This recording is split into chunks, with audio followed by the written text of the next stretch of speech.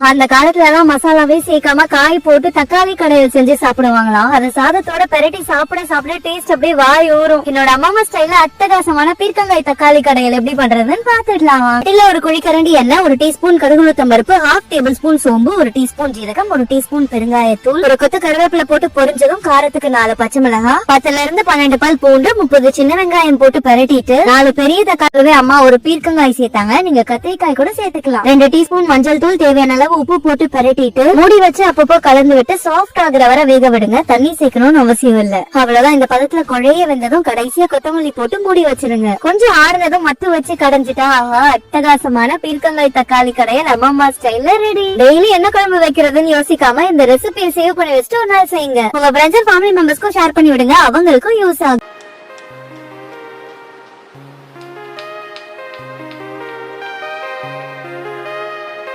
முருங்கைக்கீரை சூப் உடம்புக்கு அவ்வளவு நல்லது. அதுவும் அம்மா ருசியா வைப்பாங்களா, எக்ஸ்ட்ராவா கேட்டு வாங்கி குடிப்போம். அந்த ரெசிபியை எப்படி பண்றதுன்னு பாத்துடலாம் வாங்க. ட்ரை பேன்ல 1.5 டேபிள் ஸ்பூன் தனியா, 2 டேபிள் ஸ்பூன் மிளகு, 1 டேபிள் ஸ்பூன் ஜீரகம் போட்டு பொரிஞ்சதும் ஸ்டவ் ஆஃப் பண்ணிப்போம். ஆறுனதும் மிக்சர் ஜார்ல போட்டு பொடி பண்ணி எடுத்து வச்சுக்கோங்க. இருக்கட்டும். அதே பேன்ல 3 கப் முருங்கைக்கீரை, 1 கப் கீரைக்கு 250 ml தண்ணின்ற கணக்குல 3 கப் கீரைக்கு 750 ml தண்ணி. இதுலயே 1 டீஸ்பூன் மஞ்சள் தூள், 1 டீஸ்பூன் கல்லுப்பு போட்டு கலந்து சலசலன்னு ஒரு 7 நிமிஷம் கொதிச்சதும் நாம ரெடி பண்ணி வச்சிருந்த பொடியை சேர்த்து கலந்து மூடி வச்சிருங்க. 10 நிமிஷம் கழிச்சு கீரை இல்லாம வடிகட்டி எடுத்துப்போம். இதை நம்ம அப்படியே குடிக்கலாம். ஆனா அம்மா இன்னும் கொஞ்சம் டேஸ்டியா ஆக்குறதுக்காக பேன்ல கொஞ்சமா நல்லெண்ணெய், 10 பல் பூண்டு தட்டி சேர்த்து ஒரு பெரிய வெங்காயம் போட்டு நல்லா கோல்டன் பிரவுன் கலர்ல ஃப்ரை பண்ணி சூப்ல சேர்த்துப்பாங்க. நீங்க ஏர் ஃப்ரை கூட பண்ணி சேர்த்துக்கலாம். இந்த ஃப்ரைட் ஆனியன், கார்லிக், முருங்கைச்சாறு மசாலாவோட சேர்த்து அம்மா ஸ்டைல்ல பண்ற இந்த சூப்பு குடிச்சா அம்புட்டு ருசியா இருக்கும். ரெசிபியை சேவ் பண்ணி வச்சுட்டோம்னா நீங்க கண்டிப்பா செஞ்சு பார்த்துட்டு எப்படி இருந்துச்சுன்னு சொல்லுங்க. உங்க ஃப்ரெண்ட்ஸ் ஃபேமிலி மெம்பர்ஸ்க்கு ஷேர் பண்ணி விடுங்க. அவங்களுக்கு ரொம்ப யூஸ்ஃபுல்லா இருக்கும்.